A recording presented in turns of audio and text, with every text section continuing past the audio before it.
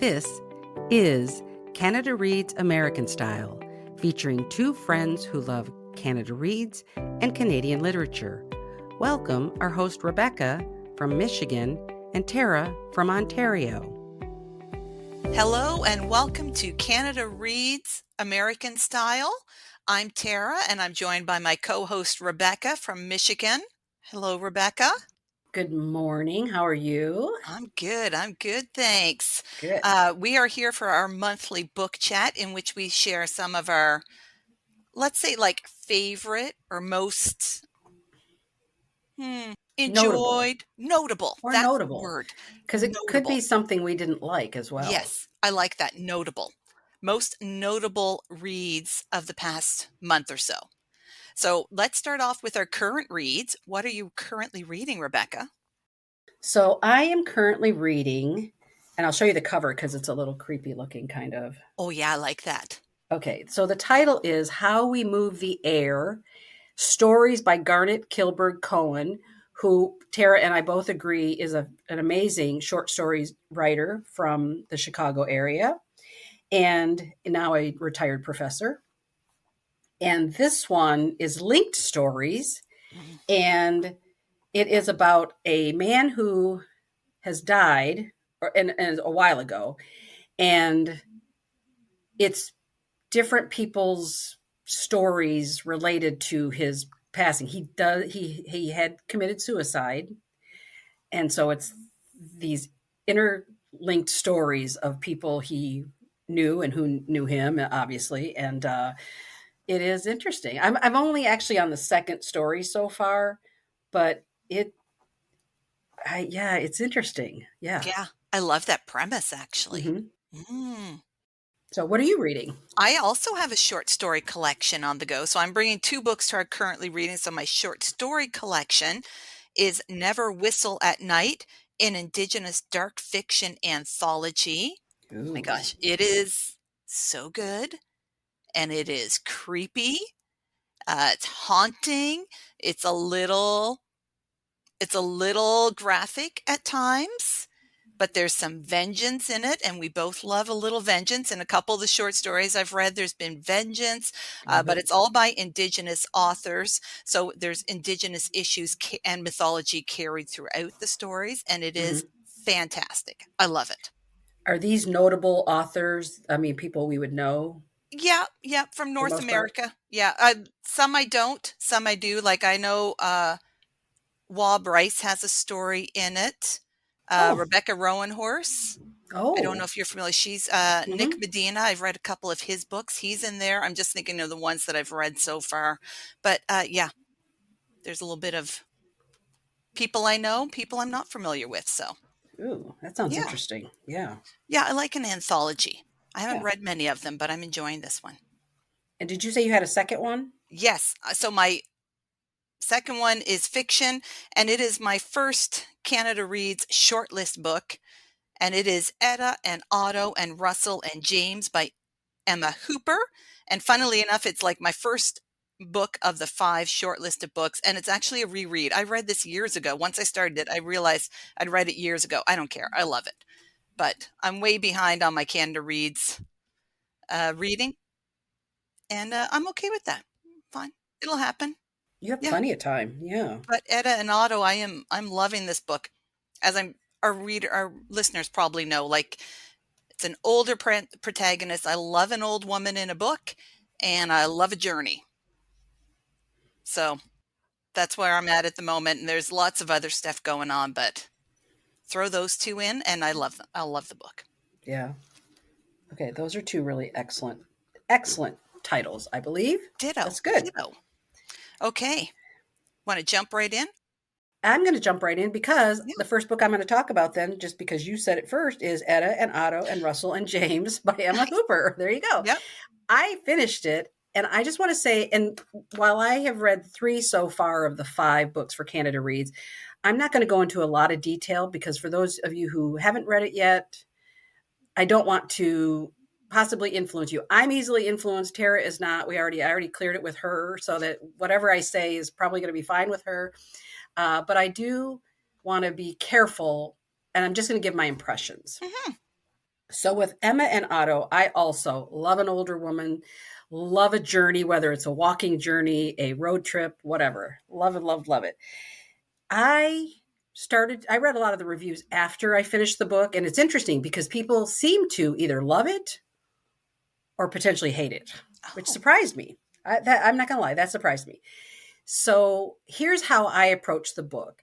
Because I've read a lot of books about people who have done walking journeys, like across the United States or whatever, I approach this book, I'm just going to, as kind of a fairy tale, because I thought, I'm sorry, I really don't think an 83-year-old woman who seems very ill prepared for the journey is able to walk that far from what, like Saskatchewan to the East Halifax. Coast. Yeah. Yeah. So I approach it like from the get go, like this is kind of like a fairy tale. And so I think it served me well to have that kind of a feeling about the story. Like I didn't read it literally, that this is how this adventure plays out. And I think because you get different points of views from the different characters, I feel like, and it goes back in the past and current and everything. I think that served me well. And it's why I loved the story. I was able to just enjoy the journey and I loved it. Yeah. Okay. Because I saw, so I only just started it like yesterday. Although it's a fast read, like I'm gonna fly through it. I'm loving it, Yeah. and I'd seen it somewhere uh, categorized as magic real, like historical fiction, but also magic realism, which totally makes sense.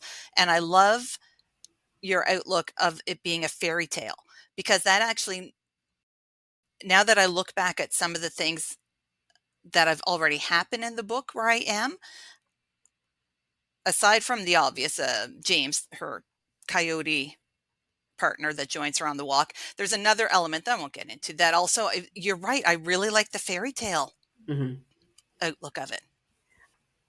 And it's funny too, because after I read it, and well, I've read 3 out of the 5, the 2 I have left to read are the 2 memoirs.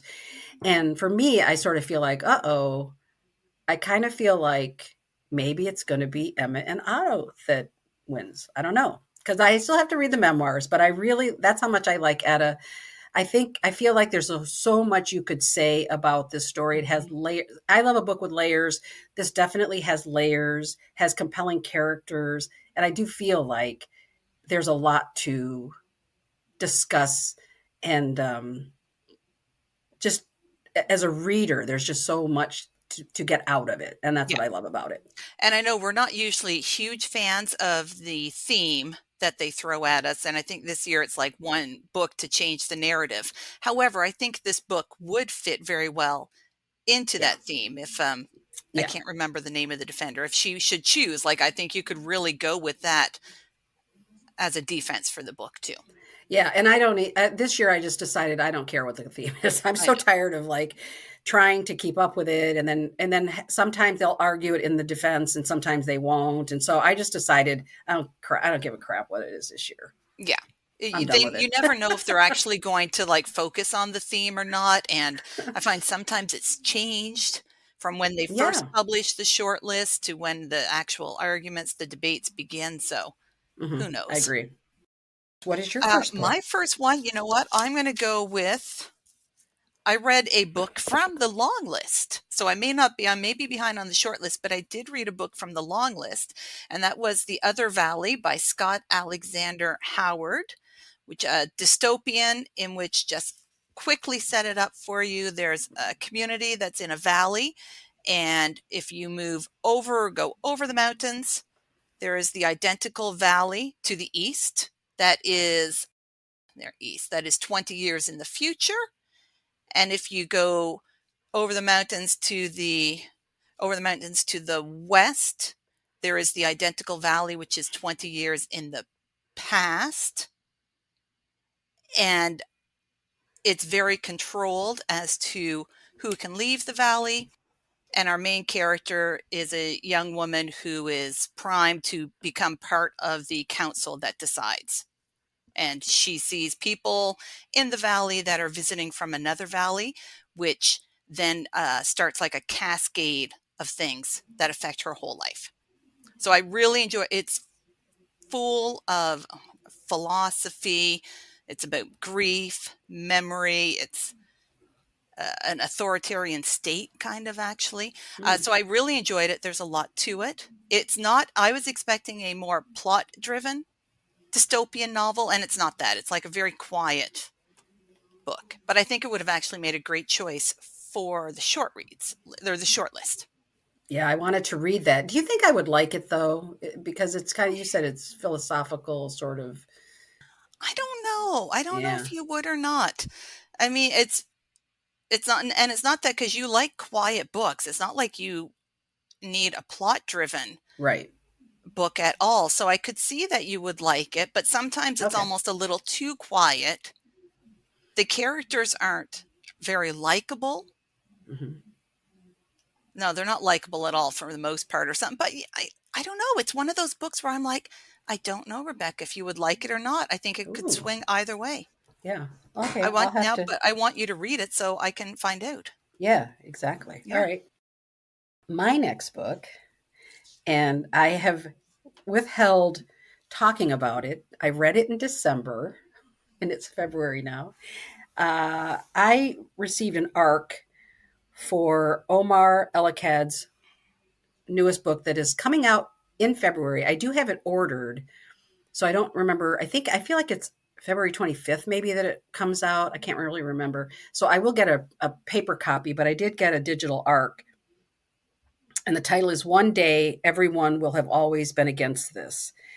And if you, well, I'll read the little description and then I'll just make a couple comments. It said here on October 25th, after just 3 weeks of the bombardment of Gaza, Omar Ellakad put out a tweet. One day when it's safe, when there's no personal downside to calling a thing what it is, when it's too late to hold anyone accountable, everyone will have always been against this. And it says the tweet was viewed over 10 million times. And basically, the way they're marketing it is that it's sort of Omar's breakup letter with the West and how politically we've done a lot of damage around the world, which of course we have. And I should say specifically the United States, although he does talk about the UK, France, and Germany as well. And the reason I didn't write a review and I haven't talked about it at all because I'm still processing it, and I'm curious. I wanted to wait and get the paper copy and read it because he has taken a lot of hits. There've been a lot of negative reviews for the book, and I don't know how to even describe what I read. I sort of feel like he was emotionally angry and in a really dark place when he wrote it. And I'm not sure if the arc will be if the print copy will be different than the arc, but I sort of had trouble. I couldn't somehow make sense of overall what I was reading. And that's why I haven't really talked about it. So I want to reread it again and see. And I think also people have misunderstood some of what he's said. And I think if you've read his work, so I've read two of his other books, American War and What Strange Paradise, and I've seen a lot of interviews with him. In fact, I've got one scheduled coming up, a virtual chat that I have a link to watch. I've heard him speak many, many times. So I feel like the things he's getting criticized for are things that I think people have misunderstood in the way he said it. But I also think that when he wrote this book, he was just full of anger and emotion, and he was just sort of like trying to get it all out. And I don't know what will happen with this book. Like, I don't know if it'll just be like a little blip on the map and it'll just die out. No one will ever talk about it again, or if it will generate something. I don't know. Hmm. So it's just a really weird. I've never had a book that I just couldn't put my finger on, and I can't even articulate it very well. But that's why I want to read it again and see. It's almost like a visual thing. I feel like I needed the book to be able to go back and forth and look at chapters and sort of get a sense of what he was trying to do. And then the other side of it could simply be that it is a little bit of a jumbled mess. I don't know. That's Yeah. what I couldn't put my finger on. But I have so much respect and love for what he writes that I want to give it a good chance to try to understand what he was trying to do with this book. You know what I mean? Yep. So Yep. that's how I feel. Well, and you were really, really looking forward to, like, this was one Yeah. of your most highly anticipated Yeah. books as well. And I'm not going to lie. I reached out to him and said, is there any way I could get an ARC? Because I was just like, I really, and I told him, I said, I've already ordered it, but pre-ordered it. I said, but I really don't want to wait till February if I don't have to. And he said, yeah. And he connected me with his publicist and stuff, but which I really appreciate because I should say, we interviewed him before in the past. And so it wasn't just like out of the blue. I just said, hey, can I get a copy? But anyway, I was really highly anticipating it. And I'm just sort of stuck in this kind of weird place about it. I'm not ready to condemn it, but I'm not ready to praise it. I'm just sort of sitting here in the middle trying to figure it out. But I just wanted to be candid about it. So, Yeah, bring it back when you reread mhm. it. Bring the book back to the podcast. I Okay. want your second opinion on it too. Maybe I'll be able to actually say something about it other than just I'm confused. Confusion's fine. That's legitimate. Absolutely. Yeah. Okay. Yeah. Okay, my second book, I'm going to bring some nonfiction as well. I'd mentioned this book. We do a monthly YouTube video, so Rebecca and I do. So I mentioned it in that video that we did last week, but I'm bringing it back to this one for those who haven't seen the YouTube. And it is Books and Islands in Ojibwe Country, Traveling Through the Land of My Ancestors by Louise Erdrich. This is an older book. It was published originally in 2003. And this is Louise going on a journey through the lakes and islands of her ancestors, and specifically she's with her toddler daughter of 18 months at the time. Specifically, she starts off in the Lake of the Woods in Ontario, which is at that geographically, I'm prepared for this today. Geographically, you have Ontario and Manitoba where they meet, and Minnesota below. And it's kind of like in that sweet little corner where the three meet. That's where Hmm. the Lake of Woods is. Interestingly, in the description for the book, they described it as Southern Ontario. And I'm like, wait, Southern Ontario, because that's where I live. I'm like, that's not where she went. So I actually had to go look at a map. And actually, there's one at the beginning of the book. So I looked through that. I'm like, that is not Southern Ontario. I saw, and that really found it very weird. I saw that. I checked a couple descriptions of the book, and they always referred to it as Southern Ontario. What would you call that area for Ontario? I would have called it like northwest, I guess, Hmm. northwestern, but definitely north, like, because it's where Ontario meets Manitoba. Hmm. So, Okay.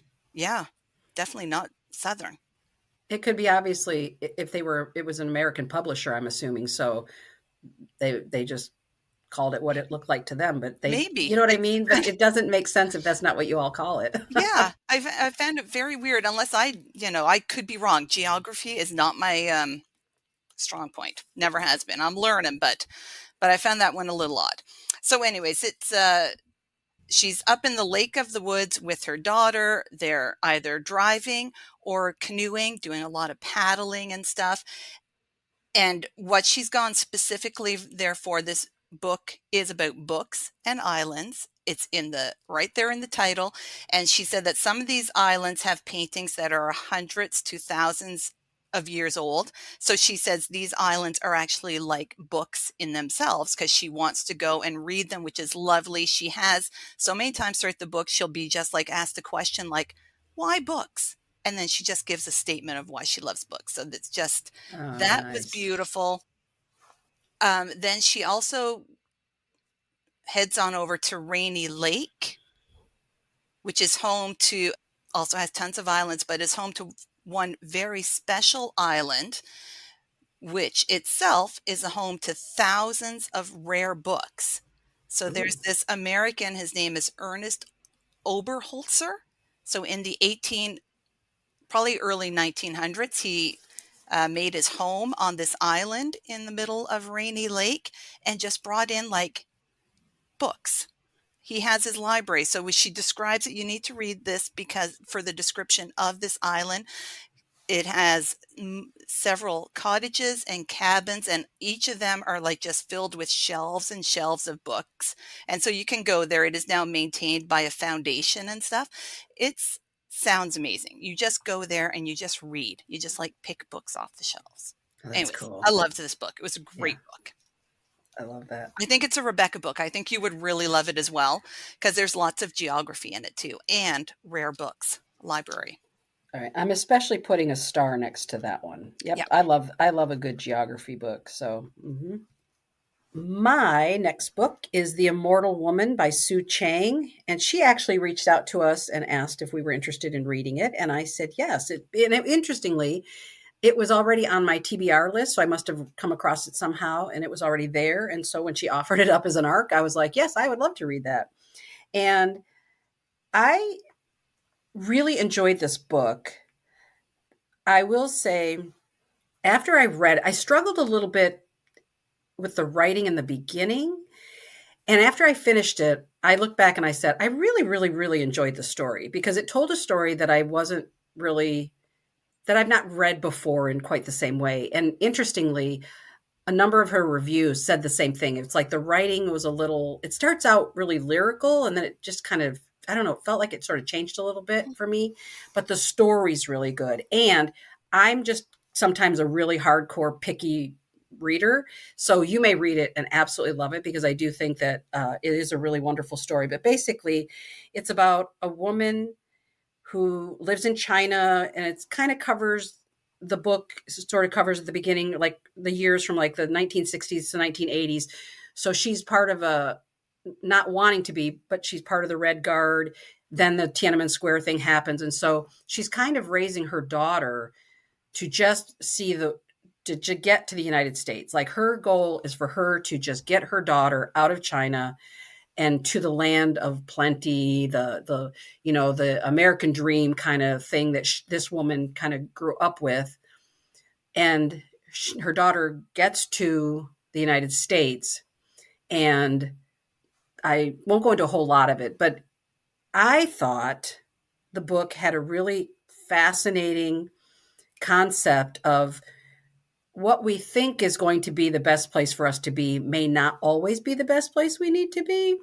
And that's kind of what I took from the story. And interestingly, I read something, I don't know if she said it or someone else said it, that no, I think she did say that people take different things from the story, and that's what I took away because that was the strongest connection I had to the story. But I think people could get other things from it as well. It's a mother-daughter story. It is a story of living under oppression. It's what the West looks like to immigrants versus to those of us who, born and raised here. So there are so many things that you, I think, can take from it. And I thought it was good. Again, I felt like the writing started out really nice, got a little wonky for me, but the story is very Mm. compelling. So I did really enjoy the story. Do you know, is this her first book? Do you know? Thanks for asking that because I believe, let me look it up. I believe that it is. Yes, because it looks like she's written a couple of yeah, it looks like maybe some poetry and some nonfiction. But I think this might be her first. And she is Chinese Canadian. So Okay. she does live in Canada now. So I don't know. And I don't know if she was born in China and came here. I'm not really sure what her background is.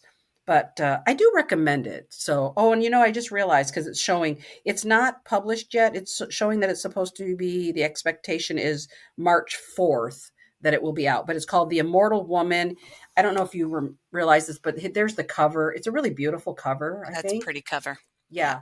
Yeah. And so I would recommend it. I do think the story is really good. Yeah. I haven't gotten around to it yet, but I plan on reading it. Yeah. Okay. Again, I'm bringing another book that I think I've mentioned. I feel like I've mentioned it so many times because I love it so much. But there's no way I can't bring it to our like monthly book chat.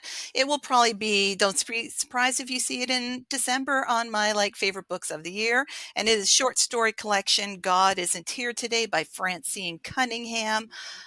I loved every story in this book. Every story. And then also poems because she throws in some poetry too. It's dark. It's also creepy. That seems to be a theme for me for my reading. And I keep thinking I got to read more horror too, but it's like, but also she's this humanity just is woven throughout it. I loved this book. I will read everything she writes from now on, automatically. Who's the author again? Francine Cunningham. I think she's in Manitoba area. She's Canadian. Have you read her before? No. Okay.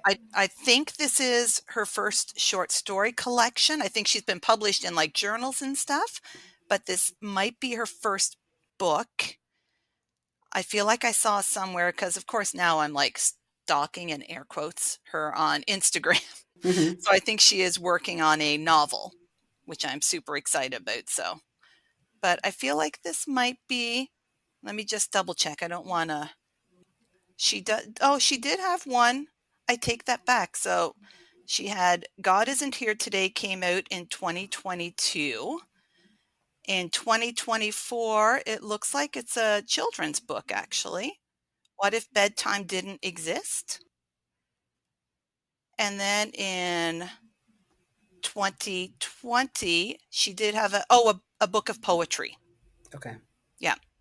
I'll have to add that to my list too then. Okay. Yeah. Anyways, read it. She's lovely. You're all about dark stories and short stories, it seems like Yes. this year. Yeah. I'm loving my short stories. I'm so glad that I started reading them towards the end of 2024, like more so, like a concerted effort. Yeah.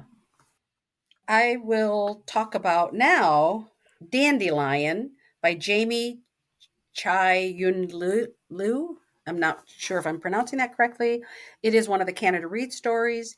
And Dandelion, I'm looking to see what I gave it. Yeah, I gave it 4 stars. I liked this book because I liked this book, but then I had one sort of like thing that kind of bugged me. But here's what I loved about it. It told me a story about a place I did not know. And this is hilarious because I don't know, like a year ago, I was reading something about Brunei and I was like, where the heck's Brunei? So, and I'm a geography major, by the way, but I was like, where's Brunei? Like, I know it. I just don't know where it's at. And I thought, well, is it in the Middle East somewhere? For some reason, I kept thinking it was in the Middle East, but then I kept thinking, no, it doesn't. There's nowhere that it fits. So I looked it up and I'm like, well, son of a gun. If you had handed me like I'm pretty good at multiple choice quizzes, right? And I was like, nope, wouldn't have gotten this one at all. So where it's located, it was like, yeah, wouldn't have gotten it. And so look it up. I'm going to make you look it up on a map. Okay. Because it may surprise all of you, but that is where Brunei is. And I loved learning about Brunei. I thought this was just a really wonderful story. It's about, it says, when Lily was 11 years old, her mother, Sui Hua, walked away from the family, never to be seen or heard from again.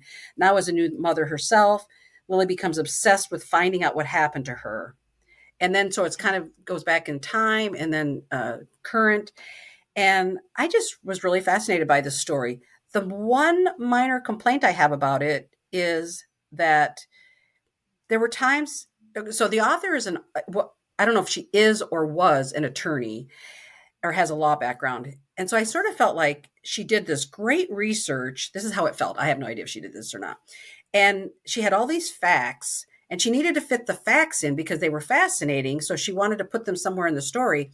So I felt like I would have this beautiful flow of a story. And then she would hit me with a fact that was just weird. And then she would go back into the rest, then the flow would start again. And I would be like, you keep taking me out of my story here. Like I'm loving the flow of it, but now you're kind of like pulling me. And so what some of my friends who I've told that I've finished it, I said, yes, I really like the story, but here's what I didn't like. And so I actually have a screenshot of an example of what I'm talking about. So when you read it, I'll show you the screenshot, but I because it's almost like I wanted to say to her, look, either leave that out or put it as a footnote or something, because you got this beautiful flow going and then you've like yanked me out of it. So, but I do like the story. I really thought it felt realistic, and it could have been, sappy and everything, but it felt like what could really have happened. And I like that about it. I like the realism of it. Yeah. Now, when you've spoke to others about the book, have they had the same criticism? No, of course not. No, So I stand alone. I always stand alone. But but I think it's because I read a lot of nonfiction. Mhm. And so those are the kind of facts that I would read in a nonfiction book. And I felt that's why I feel like she knew or either knew or discovered all these cool things, these ideas of things. And then somehow she just wanted to put them in somewhere. Because in a nonfiction book, it would have been perfectly appropriate. But in a beautiful sort of lyrical story that you're telling and there's this flow to it, it yanked me out of it. How do you think it will do in the debates? Now that I think about it, let me backtrack and say, yeah, Etta, because people love and hate it, but everybody seems to love Dandelion. Maybe Dandelion will be the winner then, maybe. Mhm. Yeah. It's Okay. always the thing that it always comes down to is how good is the defender? Do they have the ability to get to the end? Are people knowing that that's the strongest book in the competition, so they're trying to get rid of it sooner to not let it be the last one standing because it'll win? So it's always hard to know, but probably I just loved Etta and Otto. I Yeah. I love the whole vibe of it. I don't know. Yeah, I don't know. I still have to read the memoirs. Maybe I'll love one of those more than these other two. I don't know. Yeah. It's hard to know. Okay. So my last book it's a doozy. It's a dense book, and it is Hamnet by Maggie O'Farrell, who I've like heard Maggie O'Farrell's name is and her books have just been like bouncing around in this like cloudy sphere for like years. And I picked this one up, I think a few years ago. Saw it at my local bookstore and I picked it up and I finally read it. I get it. I get all the I get it. She's really good. She's a beautiful writer. Like, so I've started like notating my books, like highlighting stuff, writing in them, circling stuff. So this book it's got lots of stuff highlighted and lined because she's a beautiful writer. Like she'll just have like these one lines that you're just like, damn, that was good. Yeah. So, yeah. So she's all the kudos. She's a fantastic writer. The story, for those who don't know, it is the story of William Shakespeare and his wife Agnes. And they have, three children. The youngest two are twins, Judith and Hamnet.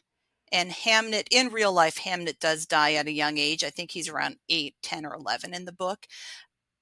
From what I understand, they don't really know in real life. Historically, we don't know how Hamnet died. In this book, O'Farrell decides she has him die from a fever. So it's more you go through the beginning because Agnes, Shakespeare's wife, is a fantastic character. She is the star of the book. You would think it would be Shakespeare. It's not. It's Agnes. She's amazing. She's witchy and she's got like this supernatural sensory thing. She's like a strong woman. Uh, it's their relationship, their courting, their marriage, having a family, going through the grief. Her grief is palpable on the page. It is, I will warn you, like it is, if you have trouble reading about a parent's grief, then it might be something you want to stay away from because I found I had times when I didn't really want to read what was happening on the page because it's so well written. But yeah, it's heartbreaking. But so it's their grief separately as parents, and then coming together as husband and wife to deal with the grief. It's a fantastic book. Yeah, you don't need to know anything about Shakespeare because it's not his writing does come into it. I don't want to spoil that because it's a lovely thing at the end. But you don't need to know Shakespeare or his plays or anything because I almost failed my Shakespeare course in university, and I love this book. Yeah. Yeah. That's interesting because I did not know that's what it was about. I don't know what I must be getting it confused with another story, another book or something. But that sounds fabulous. And everybody I know that's read it has raved about it. Yeah. So yeah, you're right. Yeah. I probably should read it then. Yeah. No, should only if you want to. Well, no. What I mean Right? is I think I should because I was confusing it with something else. that I was not interested in. Oh, And yeah. that's why I avoided it. And so now that you're telling me, I'm like, okay, that is so not what I thought it was at Yeah. all on any level. So now I feel like I should read it. Yeah. I think you would like it. I think you would really like it. Yeah. And now I'm going to go and search out all the Maggie O'Farrell books. It'll probably, take me a long time before I get around to it, but Well, maybe that'll be a future yes. After goal, Helen Humphrey. after Helen Humphreys. Yes. Exactly. Yeah. Yes. Well, I have 2 books left. So I'll just, Just go. I'll just go with the last of the Canada Reads that I've read. So Watch Out for Her by Samantha M. Bailey is the thriller. And I will just say this about it. I sort of figured out who done it and one other piece that's important to the story. And I figured it out early on. So my feeling is, as somebody who reads thrillers, that if I can figure out who done it, it's not a good thriller. Because when I read a thriller or a mystery, eventually throughout the book, I will suspect everybody at some point, which means I don't have a friggin' clue.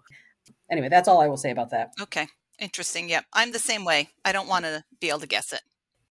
But I have a feeling this one's going out first. I could be wrong, but it's kind of like the romance last year. I sort of felt like that would go out because you really gave me that 20-minute discussion about what you didn't like about it. So I felt very strongly that that's probably going to go out first. Mhm. I feel strongly this one will go out first, but I could, of course, be horribly wrong. Yep. Too bad. Yeah. My last one is Lost Women, Banished Souls, a collection of short stories by, again, Garnett, Kilberg, Cohen, who is the person I started out talking about. I'm reading her next book. And I should mention, Cravings is her most recent publication of short stories. The 3 that I am reading, this one, the one I'm starting, and then one other one, those are her other 3 that are older titles. But I love her writing so much, I wanted to read all of them.